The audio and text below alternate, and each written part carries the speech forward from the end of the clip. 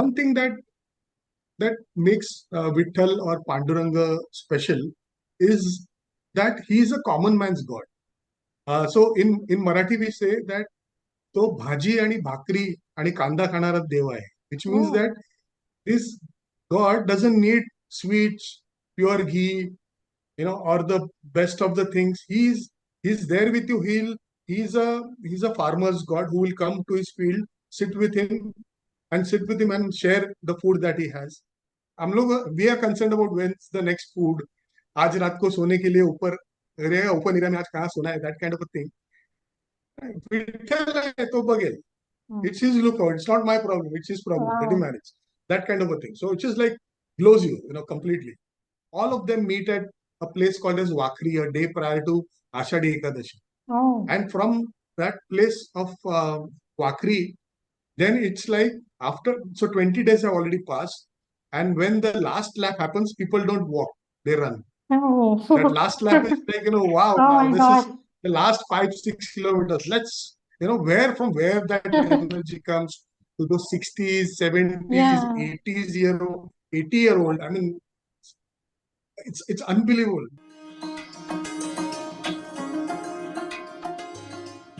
Hi Dinesh, great to have you here. I think a few years back, you were, I think, one of the first people in my circle who actually went for the Pandharpur Wari.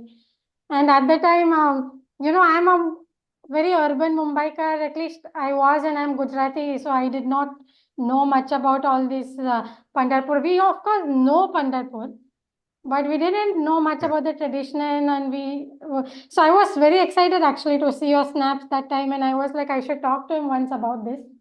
And now today we are getting an opportunity. So tell us now, when did you go for the Wari yourself? How was your experience? And just enter into this whole Pandharpur Wari topic.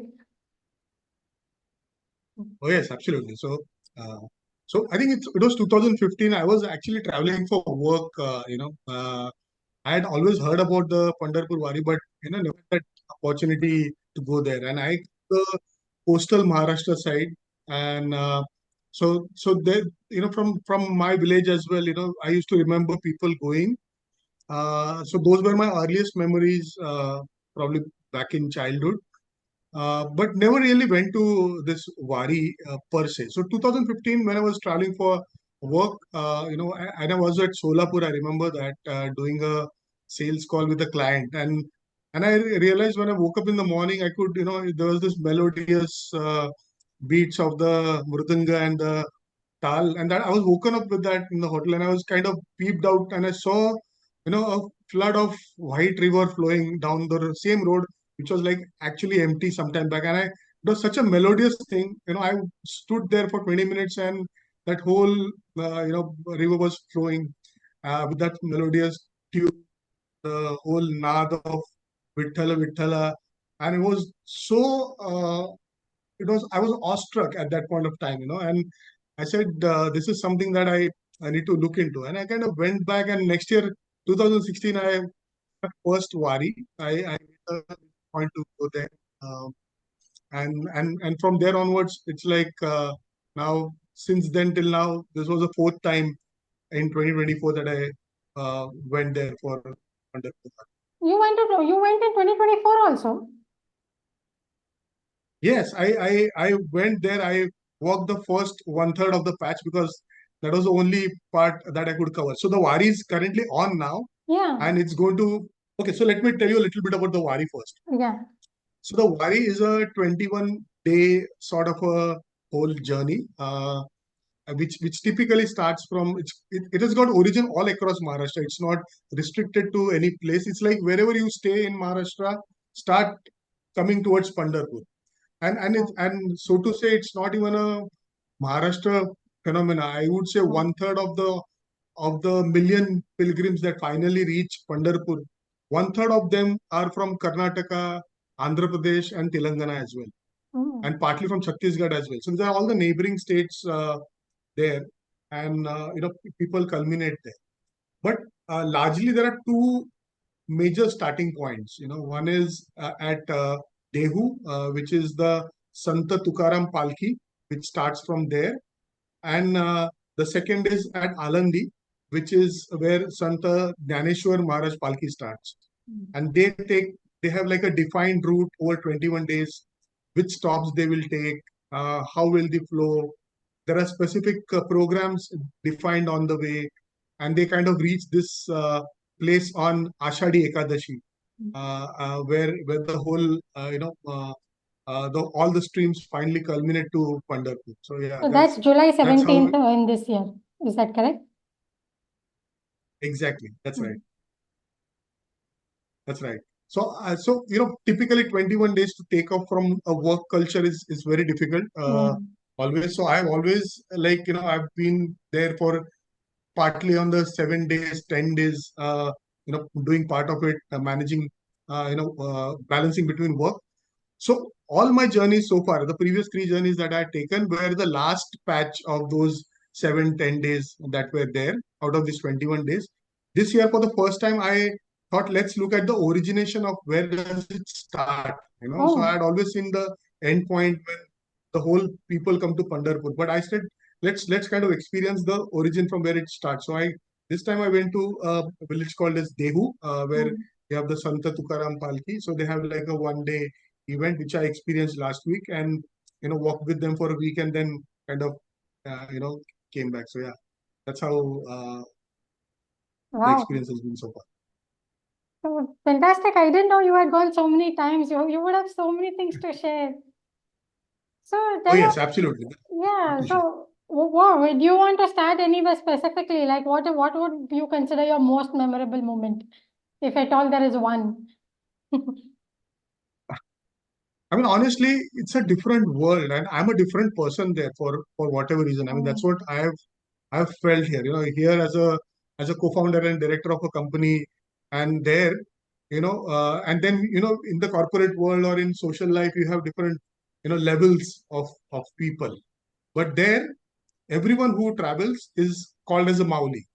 So you go there, you say Namaste Mauli, Namaste Mauli, Mauli Mauli. So everyone's name is changed. Whether it's Priyanka, Dinesh, that's forgotten at home, and you are there, you're just called as a Mauli. And Mauli is like a name you address to God. It's like a mother. So everyone's a Mauli there. So the whole idea about inhibiting, who you are and all coming together as one, with the same identity, irrespective of your language, your dialects that you have, your faiths and beliefs that you have, you are all a Mauli there, and everyone touches feet of each other. So whether it's not about a younger touching a feet of an elder also touches a feet of even a 5-year-old kid, because he's a part of that wari.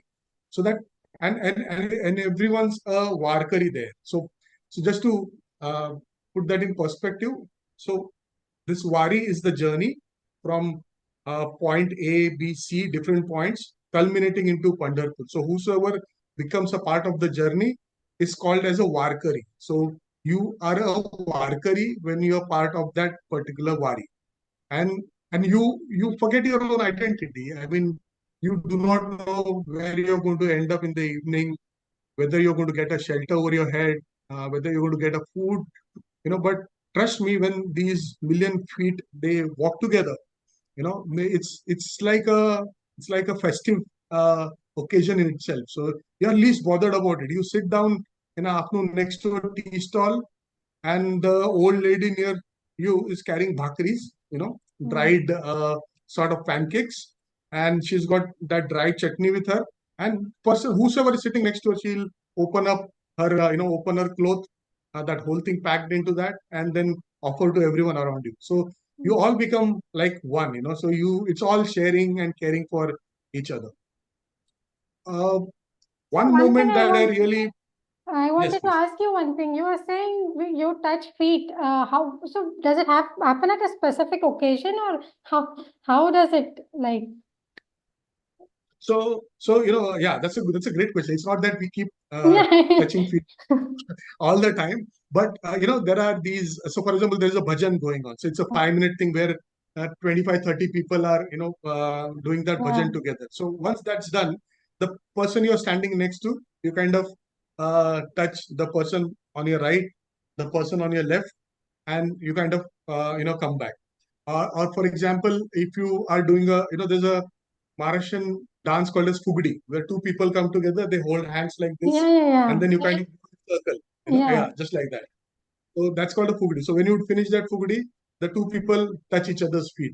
So for every action, Aarti, and after that, Tukaram or Gnaneshwar Mauli Aarti is done, you kind of touch the feet of the person next to you. So it always keeps, if someone's offering a bhakri to you, like that young boy who's sitting next to you, so after that, you actually have that, you kind of, so that's a way of saying thank you. You kind of pray that. And that person who's giving you also touches your feet for having that food from them. So it's a beautiful piece where your self just goes away. You're no more an individual anymore. I've heard about this. In fact, I've seen it myself, because when I'm volunteering in the Isha Ashram, there are some people who actually come and touch our feet. And one time it happened to me and I was freaked out. Okay. I was like, what is going on? But then I recently also spoke to somebody who did the Narmada Jatra, and she was like, people even do Shashtang Danvat Pranam to these Narmada Jatris.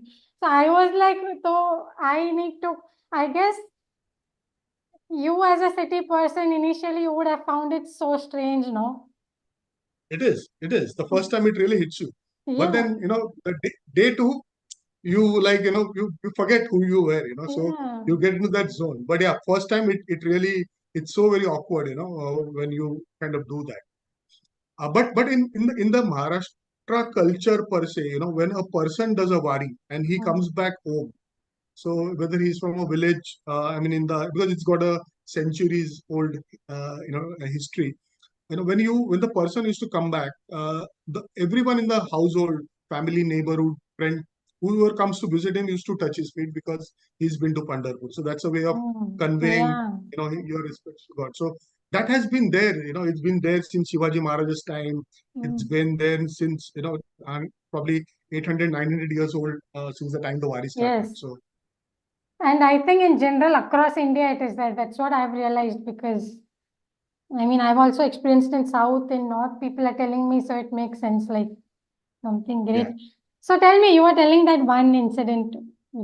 Yeah, 2018, this was a time we were, parked at a place called as Vakri, which is probably the last lap. We had 2 more days to reach Pandharpur. And we were in a cattle shed, sort of a makeshift arrangement for staying over the night. And so nice place, cool breeze. It was again this time is the monsoon, so pretty decent climate as well, and pretty that was quite a long patch. Around 23 kilometers odd we had walked on that particular day. And I had a young, a college guy whom I met on the way, and he was like wanted to explore. So it was his first time there, and we were sitting there, and we were thinking, let's think about what to have for dinner, or probably step out. And I saw that he had on his way hurt his thumb and was bleeding for a while. Yeah. So we went there in the cattle shed. We sat down, thinking about food, and then there's this old lady with her family sitting there. She saw the thumb bleeding. She took out a sari, she tore it, put out a strip, and she kind of tied it there, and she was having food. She kept that aside, washed her hands, tore that, and did that. And this happened in a minute for me. And she said, "Ata kasa vattay? Are you feeling good now?" And then she's taking that her bhakri out, and giving us to both of us. And that was like a moment that, she could, I realized that he was with me, and I just said that let's wash it later, and, let's find a medical center. And this lady didn't think for a moment to tear her, her nawari that she was wearing, and, kind of tie that there and then. And that was like really shocking for me. But at the same time, it was something that I realized that the whole service attitude that she had, and the whole, I could see Vittal right there. You don't have to, I didn't have to walk any further, because that was like a stunning moment for me. I am still getting those goosebumps when I think about those. I've seen such scenes only in Bollywood movies, Dinesh. I did not know they existed actually offline. Isn't it? I can So think no, of Bollywood movie, someone doing this tadak, and then like, oh my God. I I witnessed it real time, and I think that I mean I'm umpteen Bollywood scenes. I must have experience like we said, but this part when you see it real front, it just makes you so humble in about life that it just grounds you to the core. I guess as you're saying, the Vittal's presence would be there all throughout because his presence is so strong anyways. I did not know about this. See, I had been to Pandharpur just this January. I went there and I visited the Vittal temple and all, and I knew it was this major center, but again, I didn't have any major expectation because I had never spoken to anyone. But my experience of the Vittal temple was totally insane. It was such a powerful place. Yes, It completely took me aback, and then it struck me. I understand why this whole Vari culture is there because yes, that place and Vittal himself, and I mean the deity, it's yes. very, very powerful. And then I've been talking to a lot Very of good. people, and everybody is saying that even those who are not very devout, even they are saying Vittal is very powerful, and that is how the entire bhakti thing sprung up, I guess. Yes, absolutely. Absolutely. In fact, one thing that I saw, if you really look at the India as a place, and probably the, especially uh, the last 1,000 years where there's so many, different invaders coming in and, we had the Westerners coming in and things like that. And if you really look at from the different gods that have been, been in their place and worship, one thing that makes Vitthal or Panduranga special is that he is a common man's god. So in Marathi we say that तो भाजी आणि भाकरी आणि कांदा खाणारा देव आहे, which means Oh. that this God doesn't need sweets, pure ghee, or the best of the things. He's there with you. He's a farmer's God who will come to his field, sit with him and share the food that he has. So he's that so that common man's access over the 1,000 years and looking at Vitthal as someone whom we can relate to, who's a friend at times. So that's why he says Panduranga Maza Sakha. So Hmm. Sakha means he's like a close one. He's my friend. He's not someone who's there and I'm here.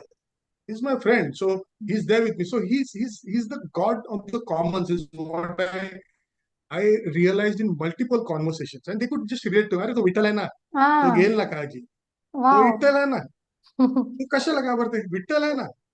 So the old ladies, old people, when they kind of say that, I mean, हम लोग we are concerned about when's the next food. आज रात को सोने के लिए ऊपर रहेगा, ऊपर नहीं रहा, मैं आज कहाँ सोना है, that kind of a thing. Vitthal है तो Baghel. Hmm. It's his lookout. It's not my problem. It's his problem. Let him Wow. manage. That kind of a thing. So it's just like blows you, completely. So amongst all these different deities in Maharashtra that I've seen, like the Devis, there's a Saptashingi Devi. There are multiple Devis who are like there's a Ambabai, Mahalakshmi, all of that. Uh, they come from a state of power. But Vitthal is someone whom you can fight with. Because I'm not happy with what has happened. You tell me, you solve my problem. But I can't do that with the Devi, or I can't do that with someone else. So probably I'm just trying to reflect what I think this is not me, this is not my thoughts, but these are thoughts that I've actually, over these 4 5 years of trips, I've actually gathered from what Yes, people think about, which is like really absolutely crazy. yes. Wow, I am just so happy to hear this. So Yeah, you said you were from coastal Maharashtra. yes. So I'm does from the coastal Maharashtra. Yeah. is Vittal part of your like family deity or no? But you.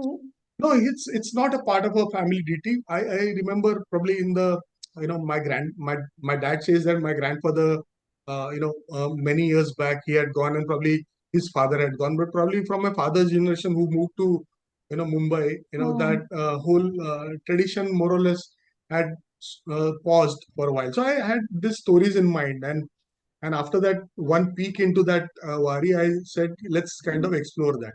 That's how I kind of got into the first trip and then continued.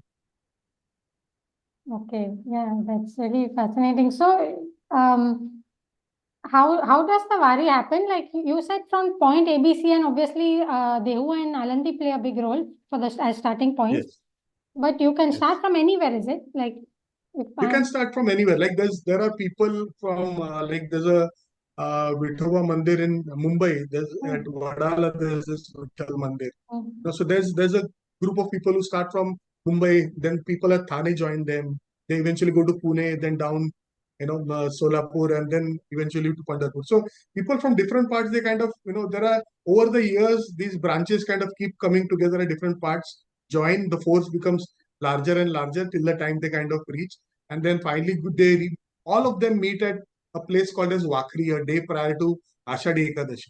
oh, And from that place of Wakri, then it's like after, so 20 days have already passed.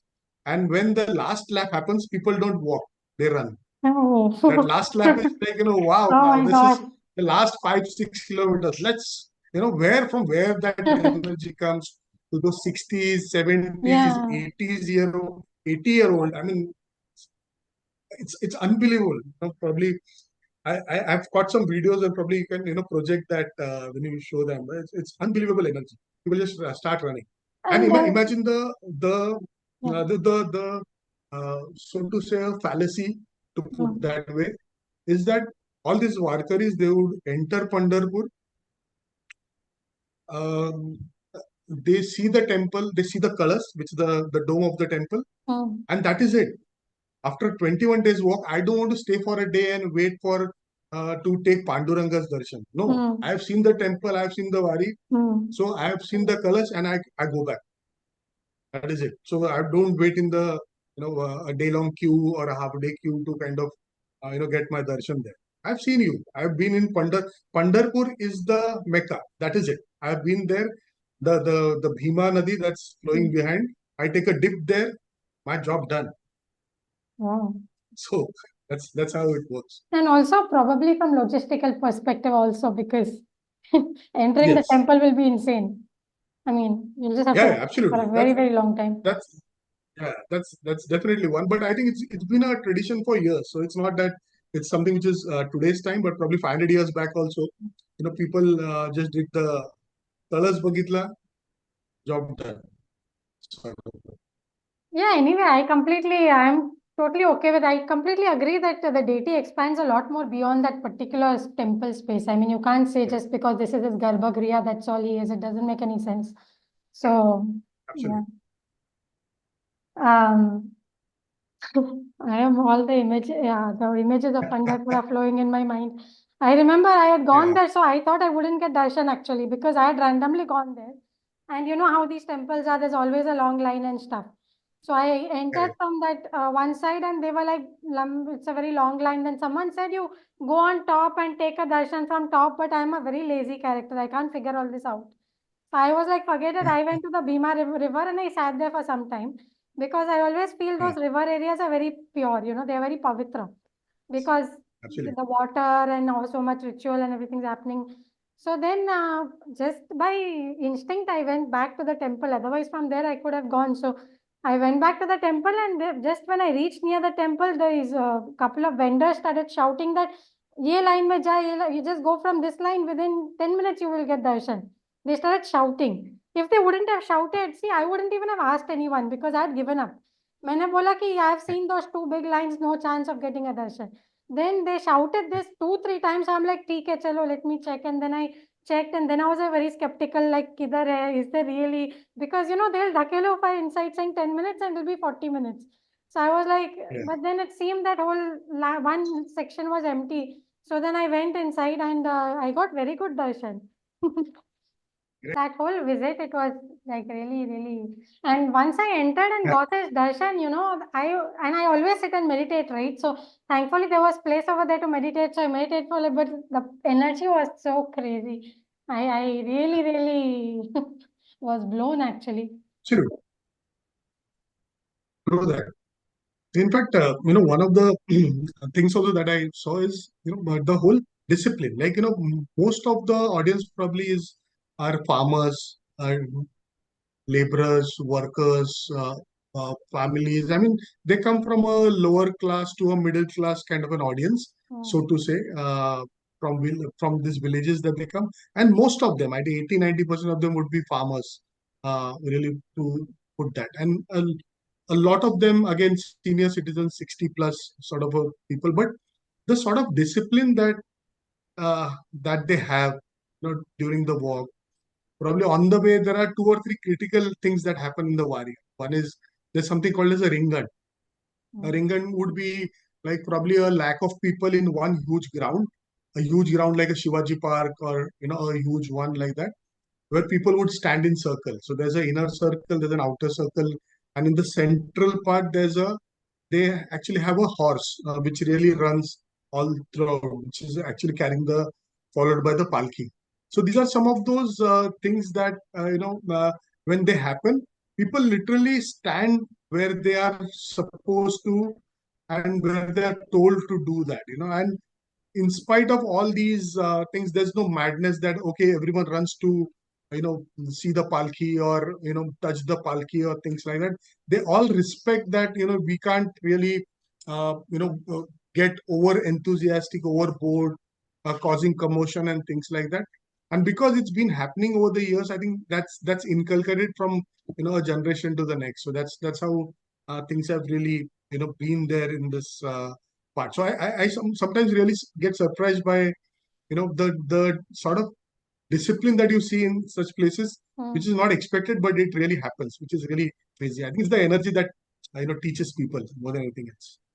But do you know what is the significance of the ringan? Like they just want to show the palki to everyone, or what is it? No, I think uh, I would not know the details of the things, but there's ube ringan. Ube ringan would mean that people stand, and then there's another ringan where people sit. So and these have been happening for years, so it's not something that's happening today, or something that's been discovered now. Probably, if you rewind that time in the same ground 500 years back, a same ritual was happening there. So probably there must be some reason behind it. But yes, it's that's been there. And how are the logistics managed? Like where do you stay? Where do you eat? So each of these, so to say, uh, the different palkis that they come, they over the years they have sort of fixed points. So probably if there's somebody who's got a school, or probably there's a old government office which was being used, they continue into those. In some places, like I mean, this is very significant, is there are some Muslim families on the way, who have traditionally stayed there. And this Varkaris probably 300 years back used to stay in the same place. So the generations have changed, but these people from other religion also host the Varkaris, at their place, because there's a specific date on which they are going to be there, which they know. So their food is cooked there, it's served there. Probably there are another 100 people in the school. So there are families who have taken those responsibilities, and these responsibilities have also been passed down the generations. So that still continues. So some of these, like the large parkings I was telling you about, they are very fixed points where they're going to start, end at night, where they're going to stay overnight, what time will they start, where will they have breakfast, when is the second break at lunch, when is the third break in the evening. So these are all predetermined. And I think at such points, like now, of course, the government has made also a lot of efforts to ensure that there are places for people to stay. So they open up their own old offices or municipal schools, and colleges, etc., for these workers to stay back as well. So when you go, you just go with the flow and stay wherever, or do you plan, or how? Yeah, I generally do that because I'm not a part of any particular palki or any particular thing. So there are solo travelers like me who kind of join. So every day meet new people on the way, and it has never happened that I never had I mean, I didn't have a shelter to stay. But somewhere or the other, you kind of get managed. So probably like I still remember one at Umberpata that I was a place, closer to Bhandi Shegaon, which is maybe 4 days prior to the Pandharpur. On that particular day, probably I had given up. I'm not going to give. So I kind of went to the field, and everyone carries a plastic sheet along with them. It's like your like you have your sleeping bags, you roll it on your backpacks, similar plastic sheet. So wherever for lunch, dinner, sleeping, it's like a multi-purpose thing. So and easy to carry as well. And when it rains, you actually pull it up. So so I was just lying down on the field, sleeping there. Again, after an hour, somebody came, woke me up, took me inside to their home, and had me stay there. So it just happens. It just people just I don't know. I mean, sitting right now in a city and speaking about it.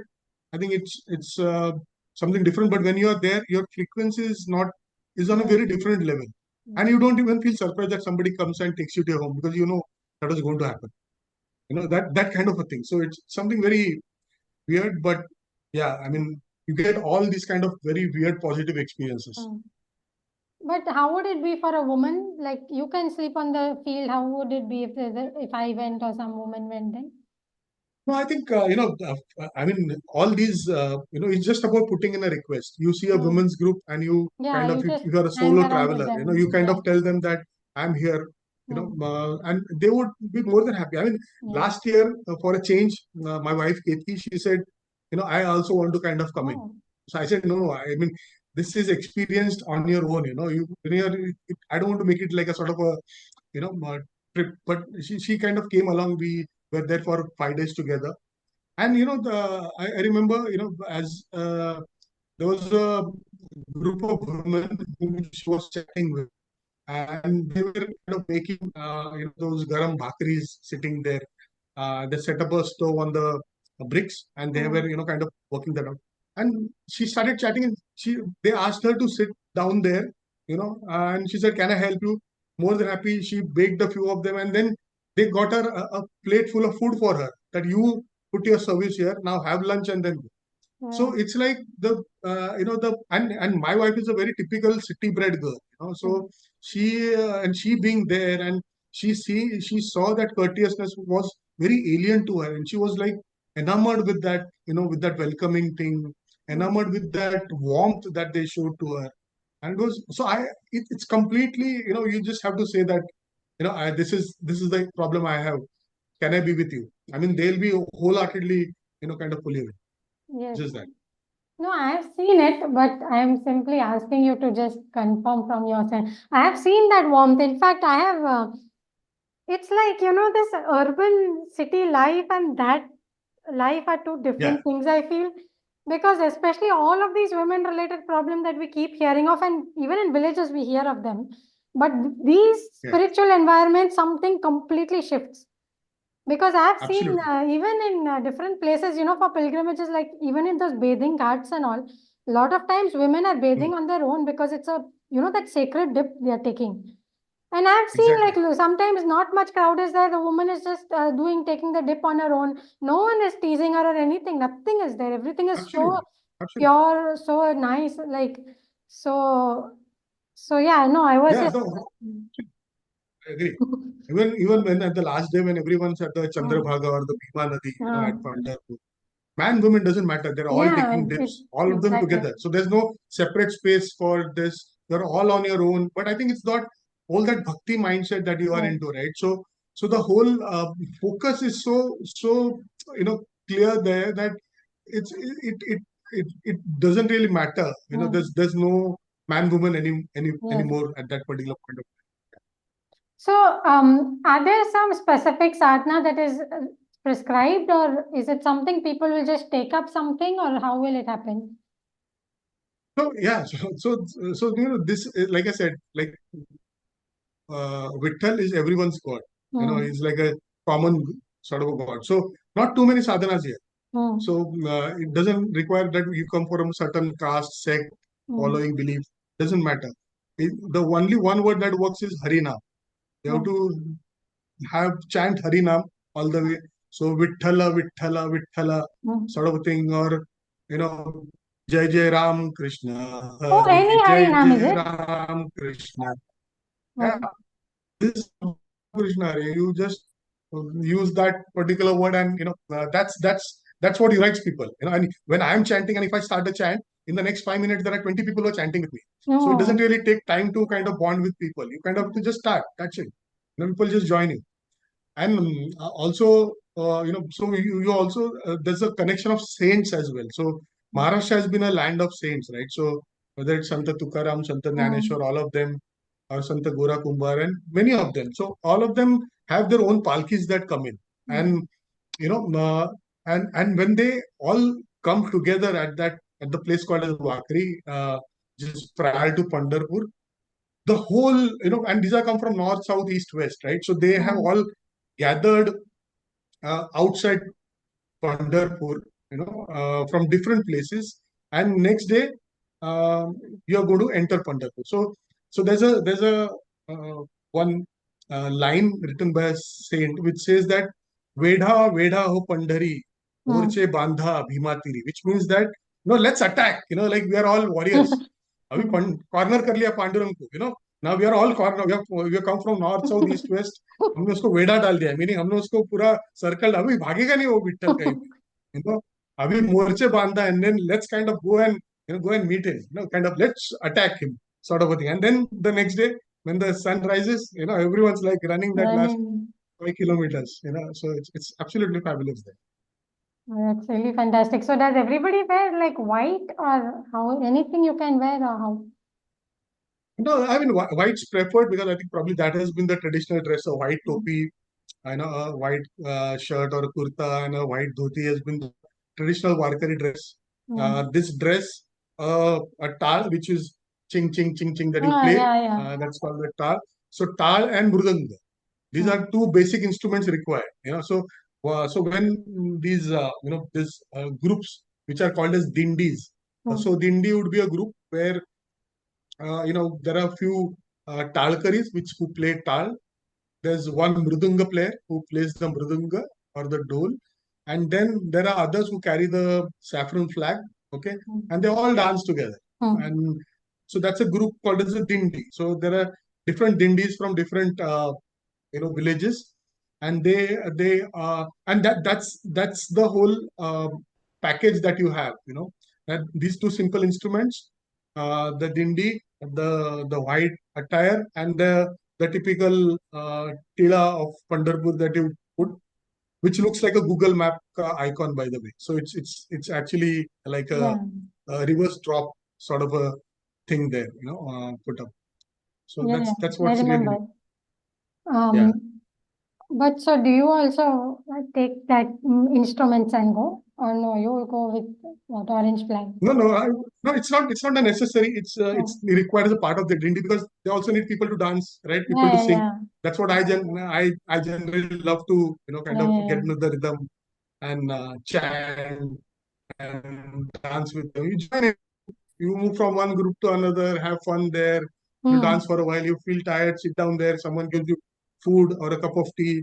You kind of have it again. Go. And because that whole queue or that walk, is like 3 or 4 kilometers of people. So you sit down for half an hour, still that river of white is flowing. So you join the next gang and continue. So it's like that. So it's beautiful.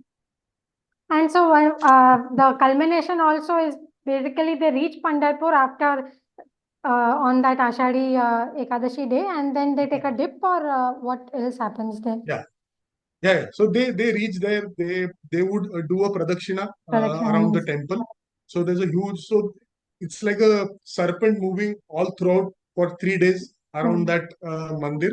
One group goes, the next joins, the third joins, and then after that pradakshina is done, then at the behind the temple is a Chandrabhaga river there, the Bhima Nadi.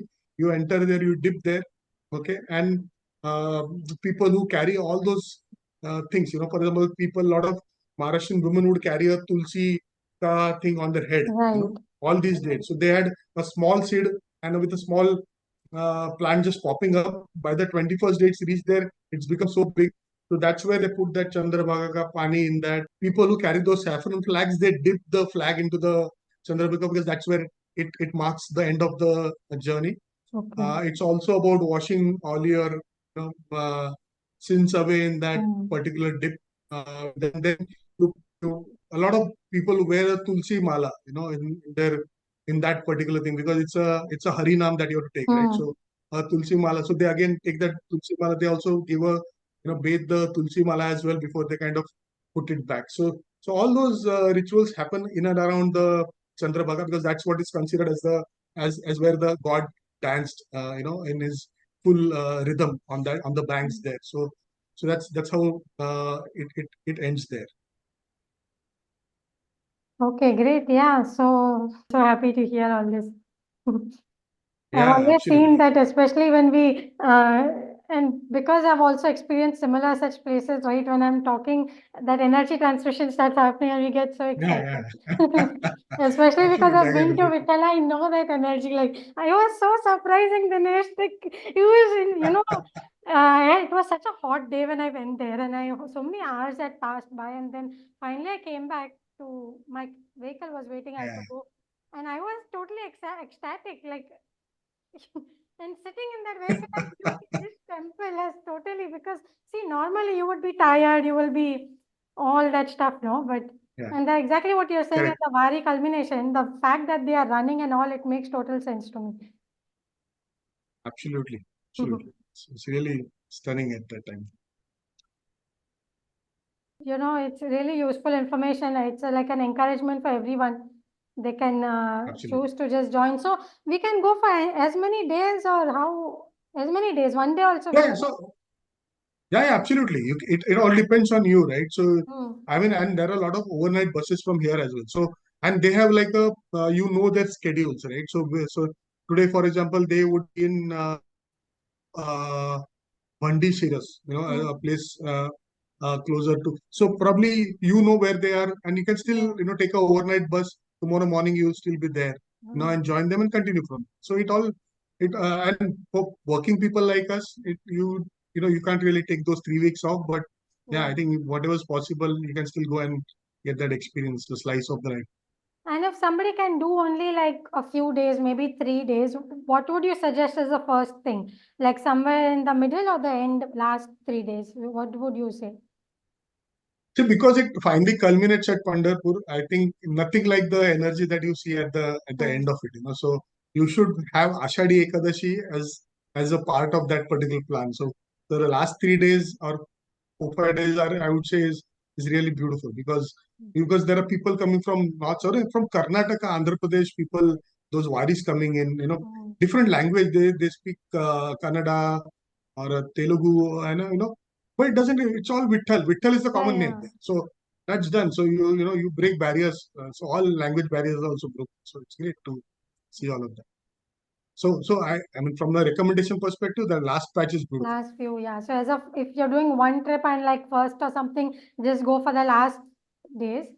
But if you're like Dinesh, who has Absolutely. just gone multiple times, then you can explore all the other patches. Correct. Absolutely. So how was it? Great. You this year you went in the beginning, right, to Tukaram's Dehu. Yes. So how Yes. was that? Correct. Oh, it's absolutely amazing, because see, each saint has got his own history and Hmm. you know uh, his own legacy, his life, the way they've lived, and because it's like 400 years old story, it's not too far. There's a lot of documentation, so you see his birthplace. You kind of stay there. You feel the Indrayani Nadi that's flowing next to it. So the wari that starts, the saffron flags, the first dip is in the Oh, Indrayani, right. Hmm. and they are starting it, and it ends at Pandharpur, dipping it at the Bhima Nadi, the Chandrabhaga. Hmm. So there's a lot, you could start connecting the dots there, because you've seen the end part of it. Now you're Hmm. seeing the beginning part of it. So you realize that with what intent Yes. this guy starts, what's the energy that's there. So it was beautiful there, and the temple there was absolutely stunning. Because people from nearby village coming there, and that whole that Indrayanika banks, it was looking like a mini Pandharpur, the same look and feel. You have people taking a Oh. bath, because the only difference was it was just the start of the journey.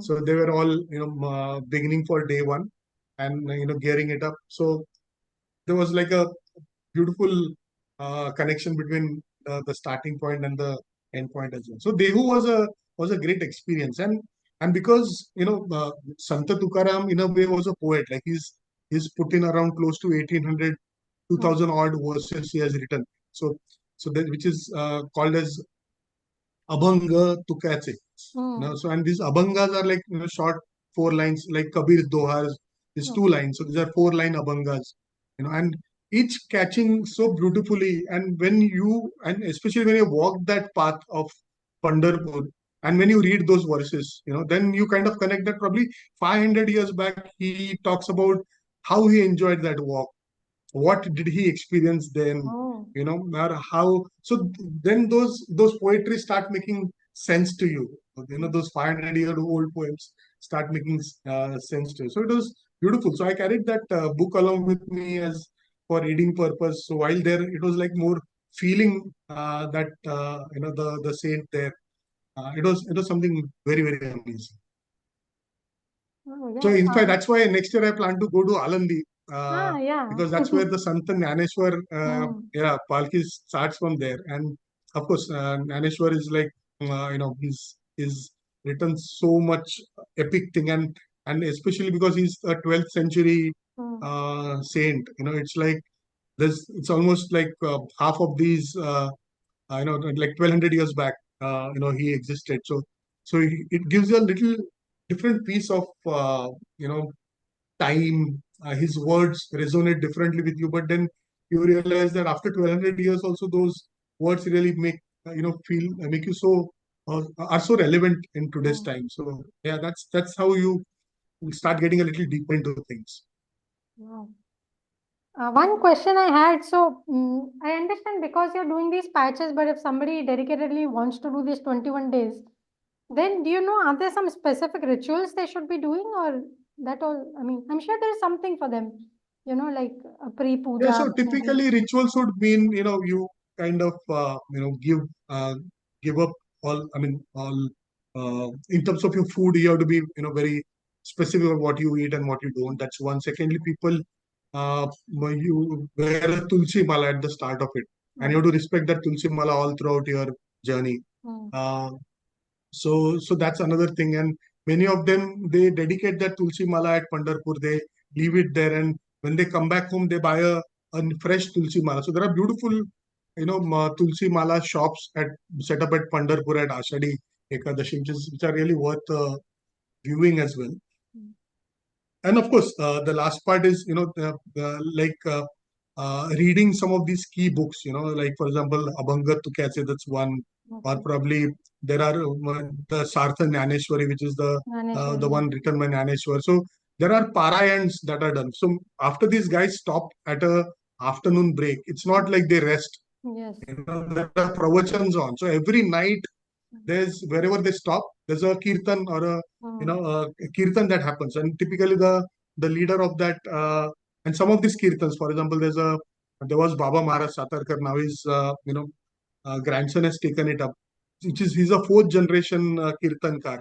So they've got a tradition of 200 years, so people flock to hear those kirtans, hear those words, and they literally translate what the saints have told them, and they kind of simplify it for the layman to understand. So it's really exciting because it's day and night. You're still in that particular zone. It's just giving like a huge spark to your mind, your thoughts, and you're kind of getting refreshed at every moment. So it's a beautiful experience all in all.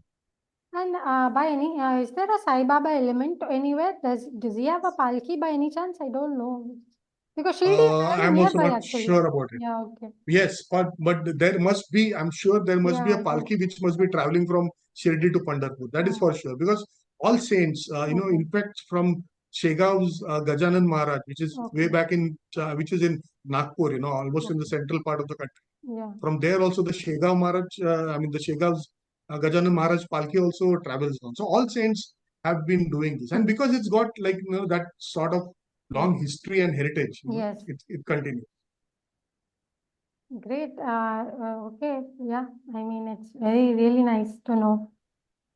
Yeah, absolutely. It was really fun. I mean, I'm just kind of, feels like I've just woken up and I'm full of energy right now. Just the whole thought of and that Yes. energy transfer that I'm getting from you, it's like amazing.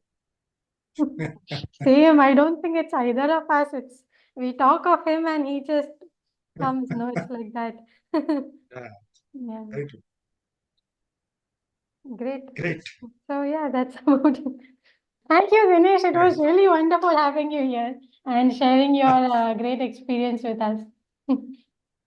Thanks, Priyanka, for having me. I mean, it's really a pleasure, and I think the feelings are mutual as well.